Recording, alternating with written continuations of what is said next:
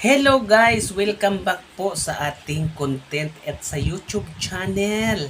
Ayan, kung hindi ka pa nakapag-subscribe, subscribe na po. At higit sa lahat, i-click nyo po ang button bell para lagi kayong updated sa mga i-upload nating latest. So ngayon guys, ano po yung pag-uusapan natin ngayon? So, ang pag-uusapan natin ngayon ay since negosyante tayo, although malit pa lang yung ating puhunan, kailangan natin mag-comply ng barangay business permit. Ayan. So doon pa lang, kailangan natin mag-comply ng ganyan para hindi tayo tawaging kolorom. So ang business permit po ay napaka-importante lalo na sa barangay muna. Okay? So yung mga ibang steps niyan ay sa mga susunod na videos natin. Pero hanggat maaari, ay mag-comply tayo. So ano bang dapat natin gawin? Okay. Base doon sa sa subdivision, may mga rules kasi yan sila. So ibig sabihin, kung ikaw ay nakabase sa isang subdivision at mayroon na kayong HOA, so Homeowners Association, so hihingi ka muna doon ng endorsement letter na magpapatunay na ikaw ay residente sa isang subdivision at doon ka talaga nakatira. So ngayon, ang nangyari sa akin, since yung subdivision namin dito ay bago pa lang at hindi pa siya kami dito totally complete, so it takes mga sa 5% pa lang kami, 5 to 10 ganyan.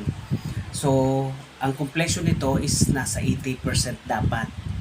So ang tagal pa, medyo kalahati pa lang yung naano, pero kunti pa lang kami dito. Kung di ako nagkakamali, baka lagpas 150 running to 200 na yata. Sa estimate ko lang naman yon. So ngayon, sabi ko doon sa barangay secretary or barangay doon sa kinuhaan ko, ma'am, ano ako dito, transfer. So galing ako ng San Pedro. So it takes ano pa lang kami, mag 2 years pa lang kasi 2024 kami naglipat. Then nag-fill up ako ng form, ayun. So sa awa naman ng Diyos ay na-accomplish naman natin. So nabinigyan naman tayo. So ayan yung kailangan natin. Tsaka napaka-importante po yung business permit natin ay nakalagay po yan dapat sa visible. Diyan sa dingding nakikita ng tao. Yan. So kung wala pa kayo noon na nakatago lang diyan, so dapat naka-visible yun sa tao.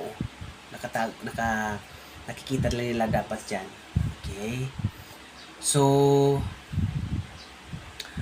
ano pa? Sa mga susunod natin videos, abangan po ninyo yung mga ibang steps pa para mai-update ko po kayo. So actually nakadepende po yan sa mga barangay kung ano po yung kanilang mga policy. So ang actually ang binayaran ko lang naman is 250 sa barangay permit. Pero yung iba it takes na sa 500. So nakadepende po yan sa kanilang discretion. So hanggang sa muli po muna. Bye bye pa.